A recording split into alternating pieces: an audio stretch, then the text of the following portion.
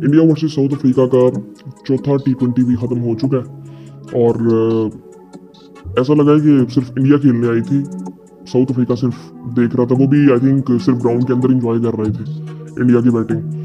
I think ये बदतमीजी है अब इंडिया की तरफ से साउथ अफ्रीका के साथ।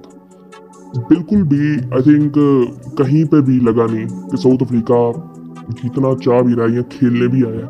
वैसे लग रहा है जैसे आप बहुत ही आई थिंक जो पहली दफ़ा इंटरनेशनल क्रिकेट खेल रही हो एक टीम, और एक टीम ऐसी हो जो कि टॉप की टीम हो, जो कि इंडिया की तरफ से नजर आया। बिल्कुल इंडिया ने पहले बैटिंग की और 2-3 बंदों ने बैटिंग की सिर्फ।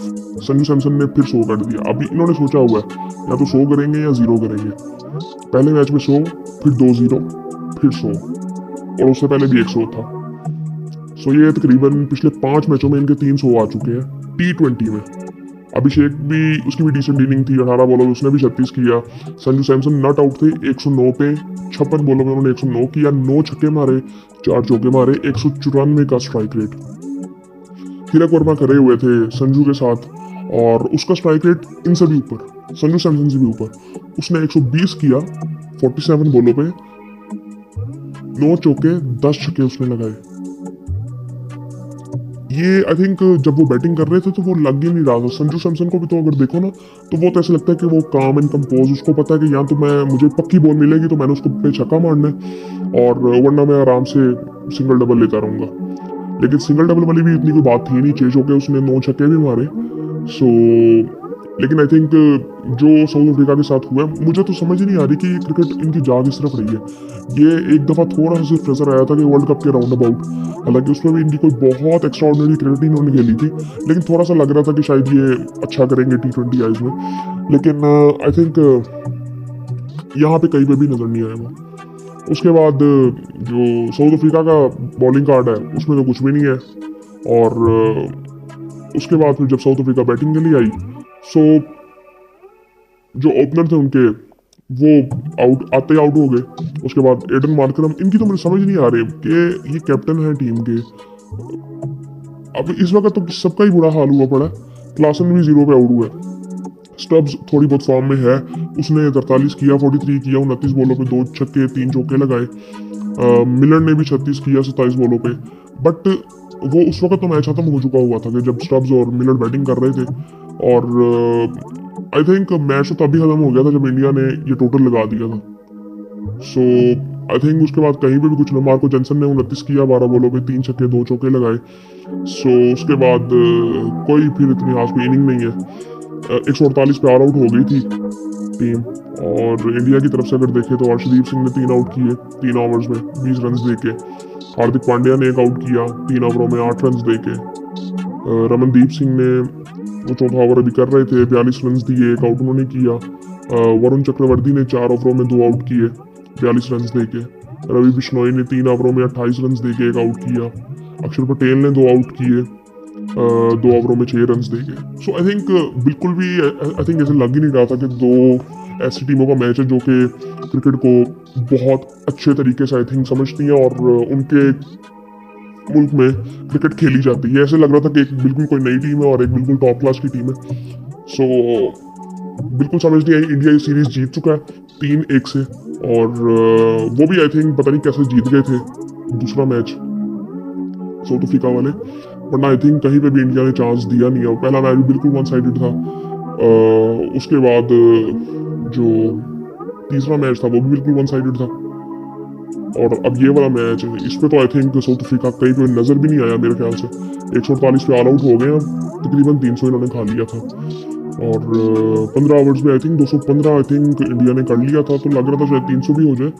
लेकिन ये 283 इन्होंने, मतलब वो टोटल जब लग जाए तो फिर उसके बाद ना ही होता है। फिर यही होता है कि बस फॉर्मेलिटी होती है कि सामने वाली टीम ने बैटिंग करने आना है, जिस तरह की मर्जी पिच हो। और आई थिंक एक दूसरी चीज़ जो मैं पहले भी बात कर चुका हूँ पिछली कुछ वीडियोस में, कि ये जो कंडीशंस होती थी ना पहले, ये साउथ अफ्रीका की हो गई, ऑस्ट्रेलियन कंडीशंस, न्यूजीलैंड की हो गई, ये पहले एशियन टीमों के लिए ऐसा लगता था कि बहुत ज़्यादा डिफिकल्ट है, जो कि आई थिंक अब बिल्कुल भी ऐसा नहीं है। और एशियन टीमें बड़ी कंफर्टेबल होती हैं, बाउंस उस तरह से नहीं है पिचेस में, उस तरह से आई थिंक तंग नहीं करता एशियन टीमों को। आई थिंक मुझे लगता है कि पिछले कुछ टाइम में अगर आप ये देखेंगे पाकिस्तानी टीम में भी आप ये देखेंगे और इंडियन टीम में भी, कि जो एक बात की जाती थी कि एशियन टीमें जो है वो जो पीछे का बॉल होता है, बाउंस होता है, बाउंसर्स को अच्छा नहीं खेलता, शॉर्ट बॉल्स को अच्छा नहीं खेलता। सो वो आज की क्रिकेट में बड़ा कोई ऐसा कोई थ्रेट नजर नहीं आता एशियन टीमों के लिए।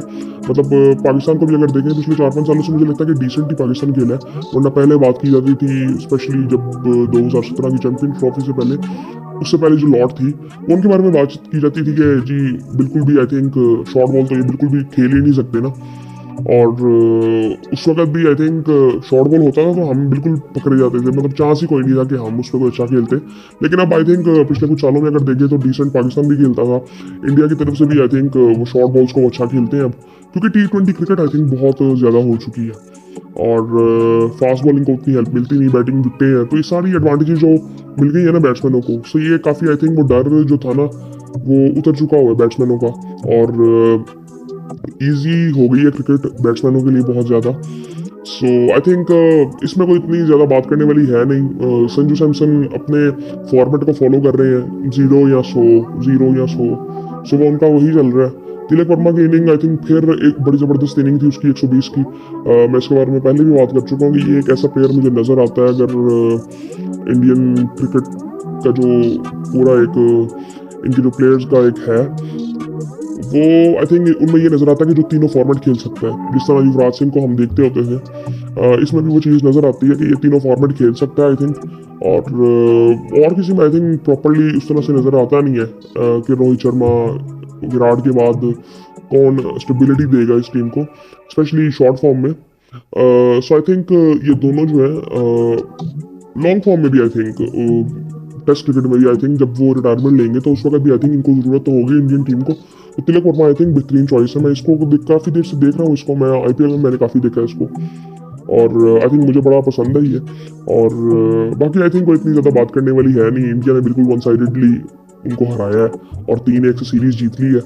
और आई थिंक अब इंडिया की सीरीज भी शुरू होने वाली है साउथ अफ्रीका के साथ टेस्ट सीरीज, पाकिस्तान का भी मैच है आज बस सुबह आई थिंक उसी टाइम पे 1 बजे मैच शुरू होगा पाकिस्तानी टाइम के मुताबिक, और इंडियन टाइम के मुताबिक आई थिंक मे बी 12:30 या 12:30 नहीं, इंडियन टाइम के मुताबिक 1:30 बजे आई थिंक शुरू होगा।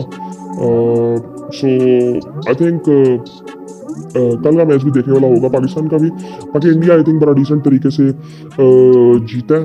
और जब इनकी बैटिंग देख रहा था तो मैंने थोड़ा संजू सैमसन को थोड़ा सा क्लोजली देखा है मैंने, हालांकि पहले मैचेस मैंने नहीं देखे थे, आज वाला मैचेस भी मैच को मैंने पूरा नहीं देखा, सिर्फ मैं आखिरी 10 ओवर मैंने देखे थे, आखिरी 10-15 ओवर देखे थे इंडिया के।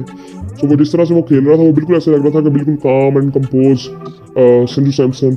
और उसकी जो वजह है ना, अब ये कोई संजू सैमसन जो है ना ये कोई इतना स्टाइलिश प्लेयर नहीं है, बट इसको आई थिंक इसकी गेम का जो इसको पता है ना वो बहुत बेहतर आई थिंक है, गेम अवेयरनेस जिसे हम कह सकते हैं कि बहुत बेहतर पता है। एक ये और एक ये स्काई, कि इन दोनों ने डेब्यू बहुत लेट किया है इंडिया से खेलने के लिए, और आई थिंक वो एक्सपीरियंस पर इनमें नज़र भी आता है कि बिल्कुल काम एंड कंपोज होते हैं, इनको इनकी गेम का पता है कि इन्होंने क्या खेलना है।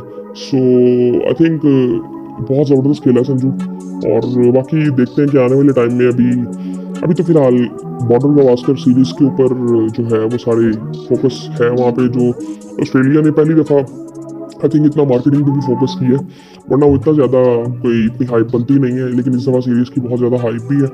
देखते हैं उस सीरीज़ का क्या होता है, लेकिन बड़ी इंपॉर्टेंट सीरीज़ है WTC को देखते हुए कि उसमें काफ़ी चीज़ें आई थिंक डिसाइड हो सकती हैं कि कौन सी टीम आगे जा सकती है। सो उसके बाद काफ़ी क्लैरिटी आ सकती है कि कौन सी टीम फाइनल खेलेगी। ऑस्ट्रेलिया इंडिया में से भी कोई हो सकता है, इसके अलावा भी कोई हो सकता है, तो ये सीरीज़ बड़ी इंपॉर्टेंट है ओवरऑल सबके लिए। और आई थिंक मुझे लगता है कि ये शायद ऐसी सीरीज हो सकती है कि जो कि एशेज से भी ज़्यादा देखी जाए होगी आई थिंक, क्योंकि इंडियन ऑडियंस इसके साथ अटैच होगी, और मे बी रेवेन्यू में भी आई थिंक ये टेस्ट मैचेस बहुत ऊपर चले जाएंगे, और आने वाले टाइम में आई थिंक ये सीरीज़ तो एशेज से बड़ी होने वाली है अगर इंडियन क्रिकेट जो टेस्ट क्रिकेट है उनकी वो इसी तरह आगे चलती रही तो, क्योंकि विराट और जो रोहित शर्मा है, अब उनका भी टाइम आई थिंक वो मे बी रिटायरमेंट वो WBC के फाइनल के बाद ले लें अगर वो वहाँ पे पहुँचते हैं तो।